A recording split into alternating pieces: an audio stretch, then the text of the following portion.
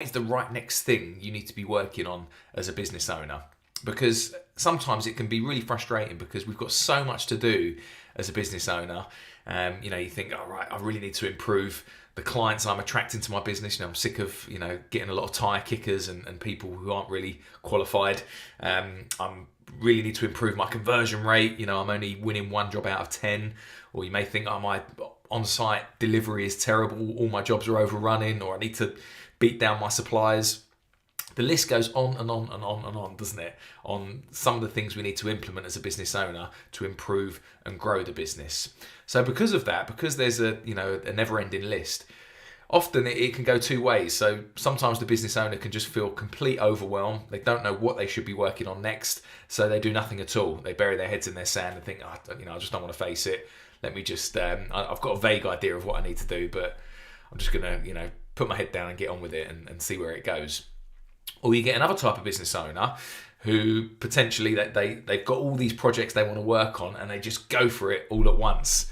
And they're trying to multitask and they're trying to improve their conversion, they're trying to improve their on-site delivery, they're trying to hire new people. And when you try and multitask and do lots of things at once, we know that that's the worst form of productivity, and actually you can end up going nowhere, or you don't get good results from the things you are implementing. So you do everything a bit haphazard and half-hearted, and you don't really get anywhere.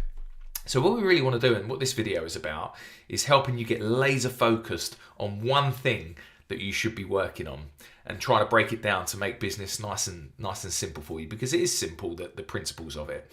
And we know laser focus is absolutely key. If you get, take for example, if you were doing archery as a sport, those archery competitors, they're absolutely laser focused on that target, on that bullseye. That's what they're going for. They're not looking around at the birds and everything else and getting distracted. They've got their eyes on the prize. They're going for that bullseye and that target. And we want to do the same in business. We want to go for one thing only, nail it, and then move on to the next thing. So what this video is designed to do is I just want to break down and show you the 5 key areas of business that you want to focus on. I call these the 5 pillars of growing a successful construction company. So let me just share my iPad and show you these things. So here's a little diagram, a little spider diagram I've got of how to grow a £1 million plus construction company. Now I know it says £1 million plus there, but to be honest, these principles apply no matter what business you've got. You could take this business up to 10 million or so applying these same principles. So there are 5 key areas, and as we go through these, I want you to identify what is the one for you at the moment you think you most need to work on. So under plan, this is key area number 1. Have we got a clear plan? So do you know what are your turnover targets for the year? What are you going to hit this year as part of your turnover? Is it £1 million you want to hit? Is it 2 million? And then think about what is your profit margins you want to hit. So, what are you going to be going for? Are you going to be going for a 30% gross profit margin, 15% net profit? What do you want to take out of it at the end of the year? Maybe you're sick of your subcontractors earning more than you.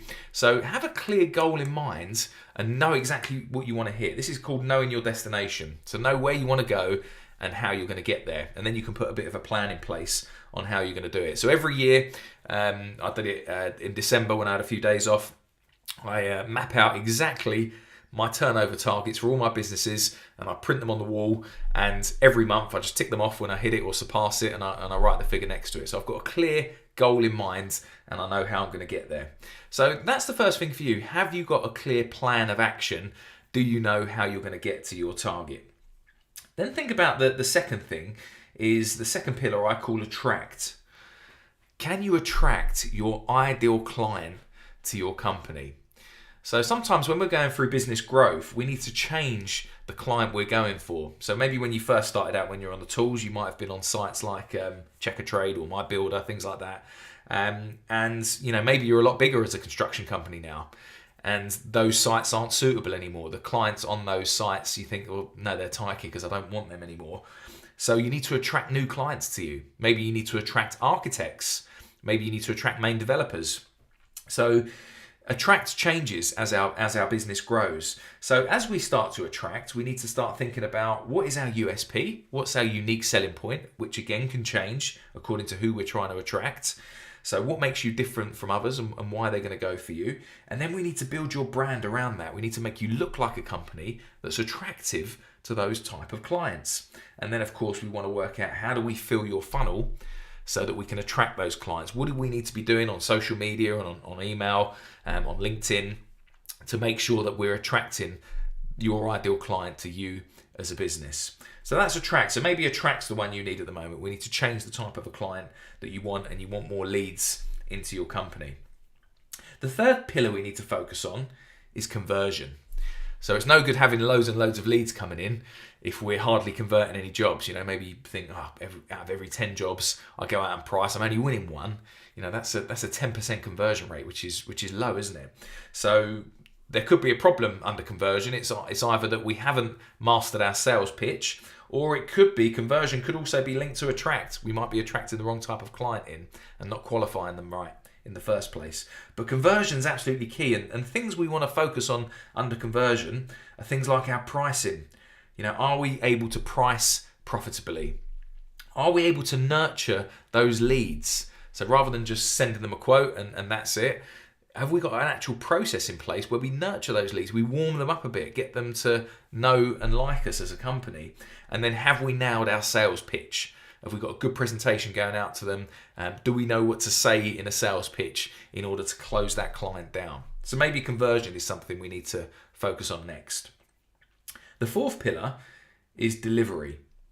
So it's great if we've got these leads coming in. It's great if we've now converted them, and now we've got a full pipeline of work. You think, I've got work coming out of my ears, I've got work for the next 6 months. Well, now we need to deliver, don't we? Because delivery is absolutely key if we want to drive the profits into the business. So what is the structure for your business for you to be successfully able to deliver? Because it can't rely on you as the business owner. We want to have a potentially a hierarchy in place so that those under us can deliver for us and we can leverage other people's time. So maybe that's putting project managers in place, maybe it's site foremen. Have we got our admin all sorted so we know who's doing what in the business? So structure is absolutely key, so we haven't got crossovers and everyone knows exactly what their role is. Then after structure, we want to think about our on-site operations. Can we set up the perfect site? Can we replicate that every single time?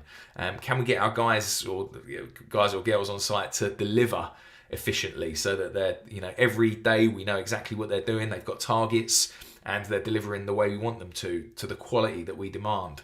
Are we getting our sites finished on time? So that's really key, isn't it? And then we also want to focus on our off-site systems.